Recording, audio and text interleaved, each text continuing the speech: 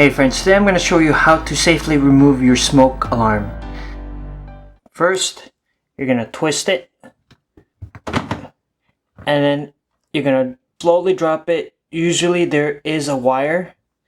The wire is held in place there. Before you take off the wire, you can always go to the breaker switch, which is not necessary, but you can do it for preventative maintenance and in case you won't get electrocuted. This is your breaker switch, guys. They're usually located somewhere in your home or down in your basement or attic. Alright friends, to safely remove the wires, all you need to do is pull and squeeze on the tabs. One here and one here. Here we go. There it is. That's how it is.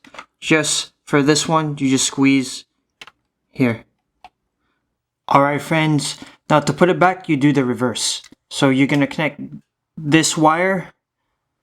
You're going to connect this wire back here. Alright guys, so you're going to have to connect the wire back into its place. Just press down on it. Just like this. Give it a good press. You'll hear it snap back into place. Once it's connected to the unit, put it back up. You'll feel something lock. You might have to look for it. Then just turn it.